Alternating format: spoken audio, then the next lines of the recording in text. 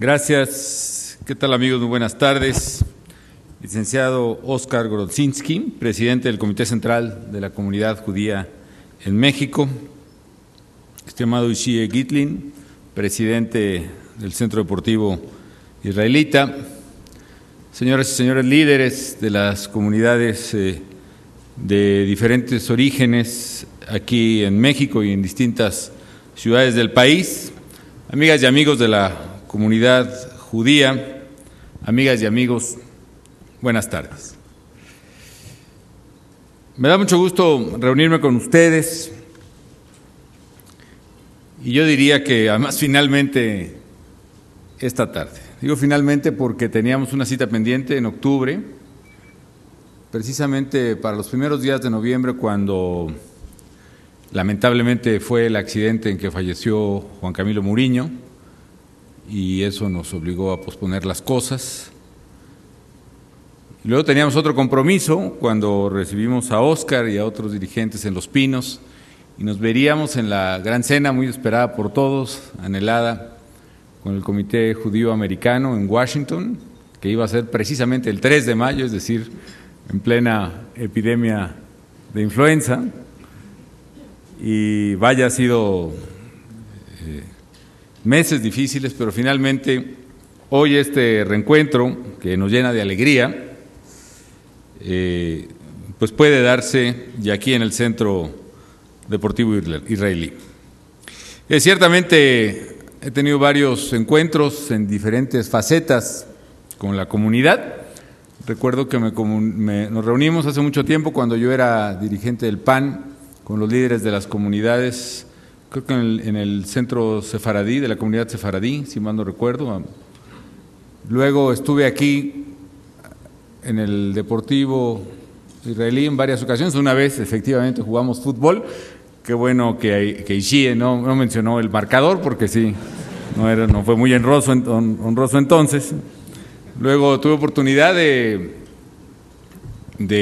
reunirme con ustedes como candidato y posteriormente aquí mismo ya como presidente de la República, y hoy desde luego en esta reunión. Además me alegra mucho estar aquí, amigas y amigos, porque siempre lo he dicho y lo reitero, siempre he expresado pues mi profunda admiración por la comunidad judía en el mundo, el pueblo judío y por la comunidad judía en México, por su cohesión, por su trabajo, por su perseverancia, por su solidaridad, por su gran sentido humano, por su sólida defensa precisamente de la pluralidad y de la tolerancia, por su vigencia de tradiciones que, contrario a lo que se piensa, los fundadores de tradiciones no son quienes miran al pasado, sino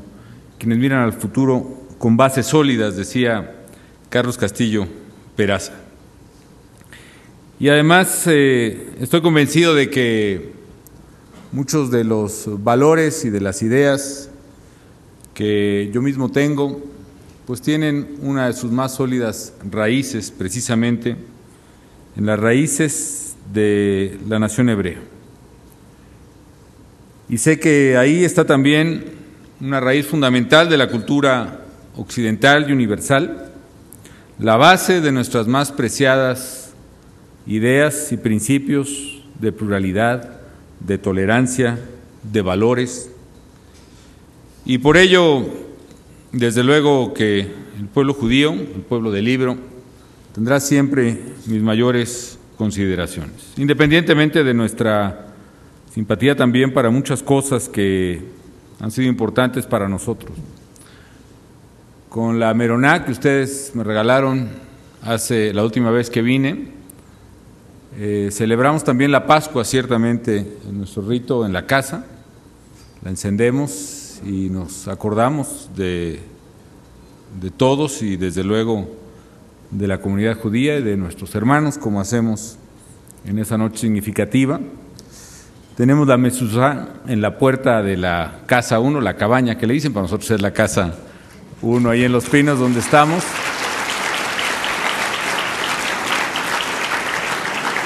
Y desde luego como me lo dijeron, guardo cerca de mi escritorio, tengo ese libro, la Biblia, y ahí sé que estoy abrigado y protegido por muchas bendiciones, no solo de la comunidad judía ciertamente, de muchas mexicanas y de muchos mexicanos que creen en México y que piden, cosa que agradezco, por el presidente y por las responsabilidades que tenemos adelante. Así que, honestamente, tengo muchas razones para decirles que me siento en casa y les agradezco mucho su invitación.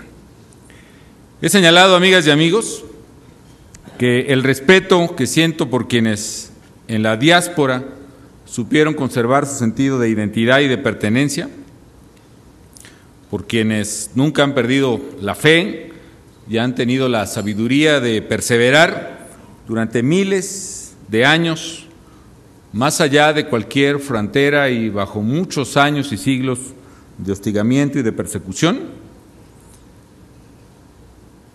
Es un respeto que fortalece precisamente la importancia y la presencia de la comunidad en México, en el México de hoy. Además, como mexicano, me siento a la vez muy orgulloso de que nuestro querido país ha sido un país abierto a la confluencia de voces, ha sido un país abierto a la confluencia de culturas y de las migraciones.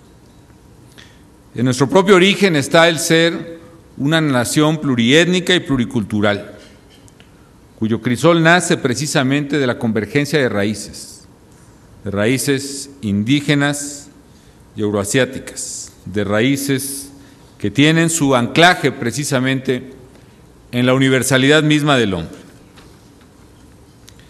Muchas familias judías perseguidas en otros continentes por regímenes autoritarios, dictatoriales, que por desgracia y por cierto no han terminado y parece que de repente resurgen, encontraron en nuestra tierra un refugio y una patria de adopción.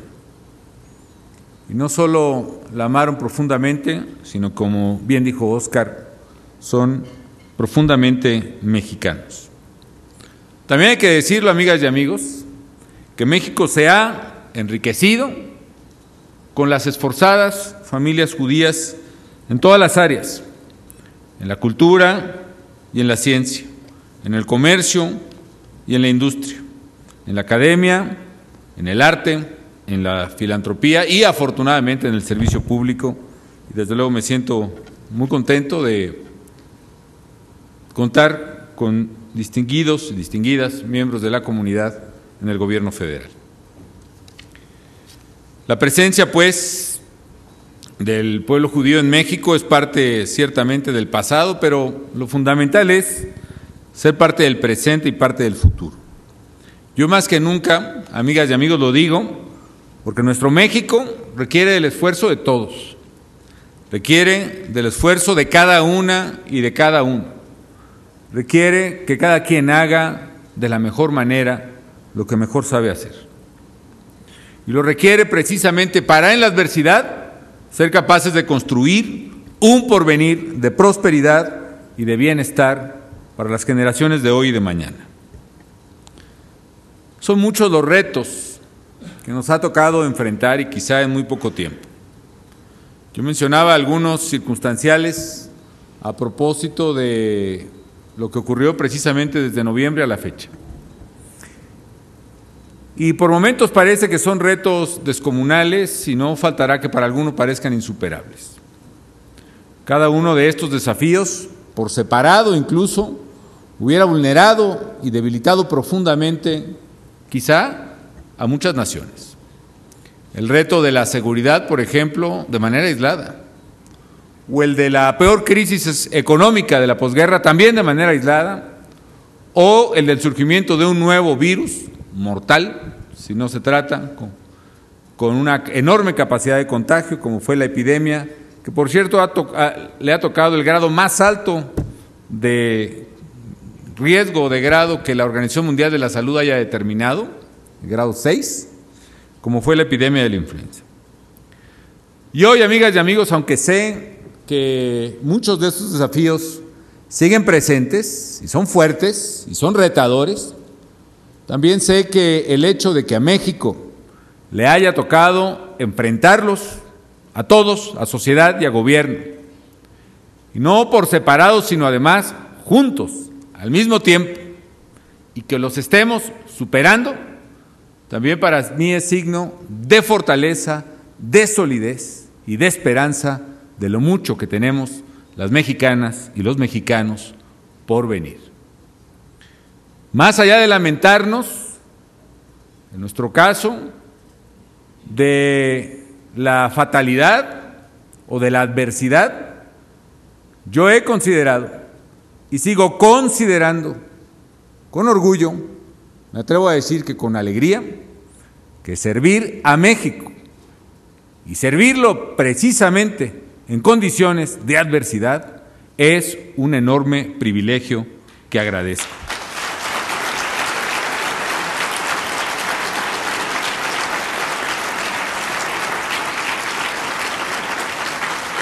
Hoy por hoy siguen siendo grandes los retos que tenemos que superar como nación, a fin de seguir transformando a México en lo que queremos que sea México. Una nación justa y ordenada, generosa, plural, libre, equitativa, limpia. Una nación segura. Una nación que sea albergar a los suyos en paz y tranquilidad, y que permita a cada quien prosperar con el fruto de su esfuerzo. Uno de estos retos precisamente que está presente es el de la grave crisis económica por la que está atravesando el mundo. E insisto, lejos de quedarnos en el lamento o en el reproche, como hacen algunos, los mexicanos estamos tomando diversas medidas de política y de decisión para proteger el empleo y el bienestar de las familias. Por ejemplo, hemos acelerado el gasto de infraestructura. No solo hemos elevado a través del programa de infraestructura el gasto del país, pasándolo de 3% a 5% del Producto Interno Bruto en 2 años, anualmente, sino que también hemos acelerado el gasto que en el corto plazo podemos hacer. Por ejemplo, el gasto del gobierno federal en obras públicas, en carreteras, en mantenimiento de escuelas, por ejemplo, en hospitales, el gasto ejercido en el primer trimestre de este año, a pesar de ser un año de adversidad, y yo diría que precisamente por eso, fue casi el doble del gasto público ejercido en el primer trimestre del año pasado, que a su vez había sido ya un gasto récord. Hemos hecho un esfuerzo también por mantener abiertas las llaves al financiamiento del sector productivo. Hemos puesto en marcha para preservar los empleos, por ejemplo, en el programa de paros técnicos, donde están registrados, cubiertos ya 230,000 trabajadores. Hemos acelerado programas de empleo temporal en zonas arqueológicas, haciendo la limpieza en las carreteras, en caminos rurales, abriendo brechas contra fuego en las zonas de mayor riesgo de incendio, en empleo de guardabosques precisamente y para elementos de combate de incendio. Hemos creado en el primer semestre de este año casi 400,000 empleos temporales que han aliviado la situación de muchas familias mexicanas. Y hemos hecho lo posible por apoyar a las familias más humildes con medidas complejas como es congelamiento de precios de las gasolinas o con reducciones de lo que la gente paga de gas LP y de gas natural doméstico. Sin dejar de reconocer lo difícil y lo desafiante de la actual situación económica, puedo decirles, amigas y amigos, que México va en la dirección correcta. ¿Y por qué? Porque no hemos perdido de vista nuestra meta central, que es transformar a México en una economía más competitiva y moderna. Pero va en la dirección correcta, no tanto ni principalmente quizá por lo que hace el gobierno, sino fundamentalmente por lo que hacen ustedes y muchas mexicanas y muchos mexicanos, que es asumir la única vía por la cual pueden prosperar las personas, las familias y los países. ¿Y cuál es? Esa vía es la del trabajo, esa vía es la del esfuerzo, es la vía precisamente la única vía que puede permitir que nuestro México salga adelante.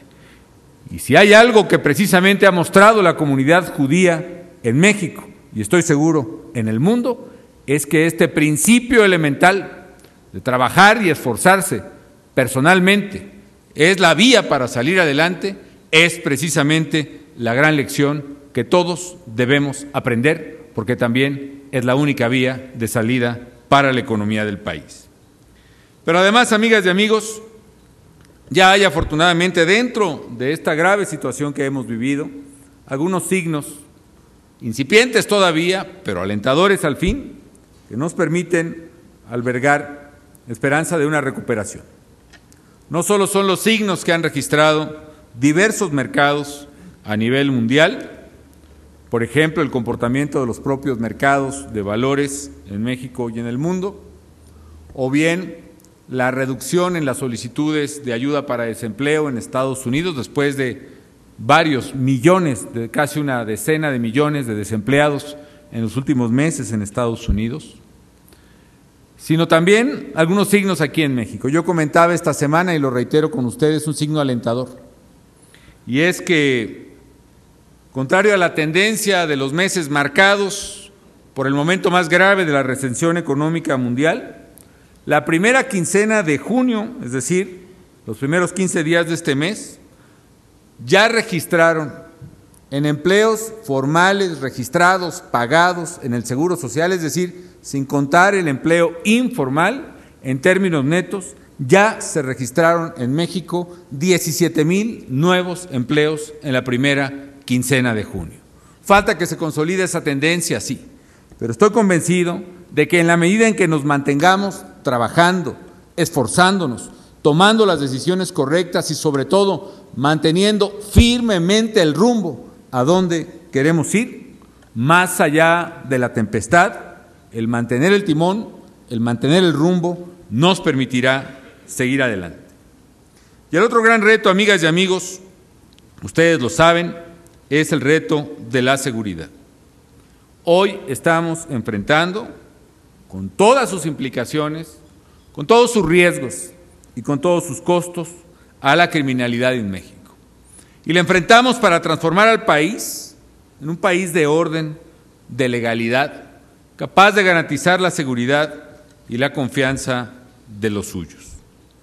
Y estamos combatiendo sin tregua a la delincuencia porque queremos, no importan los costos o el tiempo que nos tome lograrlo, queremos que las familias caminen sin miedo por las calles, que las empresas no tengan que pagar o elevados costos de seguridad o peor aún, costos de protección pagados a las propias mafias, porque queremos que la vida, la integridad, la propiedad, la justa utilidad de quien trabaja estén protegidas por un sistema judicial que otorgue certidumbre a todos por igual.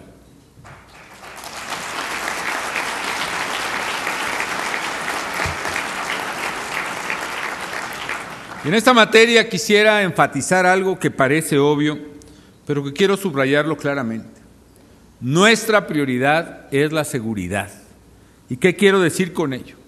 Quiero decir, por ejemplo, que sabemos que es, independientemente de la coyuntura económica, que como toda crisis económica avanza en ciclos y tiene periodos de caída y tendrá periodos de alza, esa ha sido la historia de la humanidad. De hecho, el pasaje de José, precisamente, de las vacas flacas y las vacas gordas, algo refleja precisamente de ello. Independientemente de la coyuntura económica, el reto de México es de seguridad. La tarea primogénea del gobierno, la primera tarea de un Estado es la seguridad. También quiero decir con ello, amigas y amigos, que nuestro objetivo principal no es el narcotráfico por sí mismo.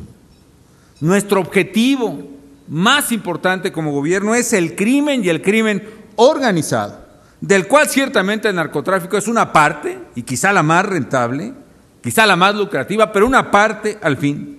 Pero nuestro objetivo es la seguridad en el sentido de que el crimen organizado es nuestro enemigo, por la secuela de violencia, de extorsión, de impunidad, de secuestro, de cobro de derecho de piso, por la afectación que implica en una sociedad debilitada por la acción impune de los criminales de cualquier tipo.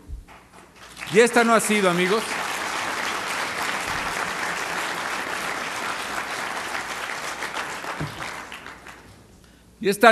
una tarea fácil, ni de entenderla, ni de ejecutarla menos, porque sé que enfrentamos obstáculos e inercias acumuladas a lo largo de muchos años, porque enfrentamos también a un enemigo que creció durante décadas al amparo de la impunidad y de la corrupción en todos los niveles. Pero eso no nos ha hecho dudar. Por eso día con día no solo combatimos, debilitamos a organizaciones criminales poderosas y al mismo tiempo nos esforzamos por reconstruir las instituciones y por fortalecer la autoridad del Estado, también en todo el país y también en todos los niveles, porque estamos decididos a recomponer las estructuras que han sido copadas de tiempo atrás o recientemente, eso no importa, en todo el país y en todos los niveles de gobierno. Por supuesto que la acción, en algunos casos la reacción de la delincuencia, ha sido violenta y desesperada. Pero para mí resulta claro que ante la falsa disyuntiva de una paz ficticia y el verdadero imperio de la legalidad, el gobierno tiene que optar y sin titubeos por la única vía posible para México, que es la de la ley y la de su cumplimiento. Quizás se pensó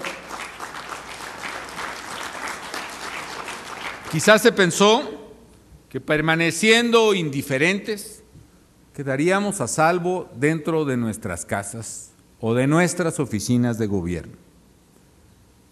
Pero más pronto o más tarde, la indiferencia penetraría, y de hecho eso ocurrió, penetró en nuestra casa misma, en nuestras vidas, en nuestra convivencia, afectó lo que pensábamos no afectaría, invadió la delincuencia áreas que alguien supuso que no traspasaría. Y si esto es analizable, discutible, opinable en los ciudadanos, es inadmisible e intolerable la indiferencia tratándose de gobiernos. Con gran sabiduría, el Premio Nobel de la Paz, Elie Wiesel, decía en uno de sus más célebres discursos: la indiferencia no es una respuesta, la indiferencia no es un principio sin un final.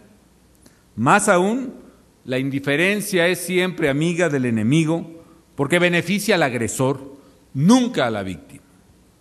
Estoy seguro, amigas y amigos, que venciendo la indiferencia ante problemas que no se pueden y se deben ignorar, como la acción impune de criminales en la vida del país, así también venceremos a los criminales mismos. Venciendo la indiferencia que tanto daño le ha hecho y le hace al país en esta y en muchas materias, y con la aportación que cada quien realiza dentro de su respectiva trinchera, con el trabajo cotidiano que ustedes hacen y que fortalece la vida del país, sé que lograremos poner un alto a un poderoso enemigo de todos los mexicanos, que es el crimen organizado. Amigas y amigos, estoy seguro que México saldrá adelante. México saldrá adelante de estos y de los retos que tengamos enfrente, porque sé que somos una nación fuerte en su pueblo y en su pluralidad, porque México cuenta con el apoyo de su comunidad judía y cuenta con el apoyo de cada mexicana y cada mexicano que en todos los rincones del país se levantan día con día a trabajar de manera honesta para construir su futuro. Porque esas mexicanas y esos mexicanos que trabajan, que estudian, que se esfuerzan con limpieza y con honestidad, somos una abrumadora mayoría que es capaz de construir el país que queremos. Porque México cuenta con emprendedores que están creando y defendiendo fuentes de empleo, porque cuenta con ciudadanos que denuncian los delitos, que se organizan, porque cuenta con mexicanas y mexicanos como ustedes, que día con día se esfuerzan, trabajan y construyen con ello no solo un futuro para los suyos, sino también un futuro para todos. Agradezco mucho la invitación y el honor que me hacen de poder acompañarlos. Shalom, Toda Rabá. Muchas gracias.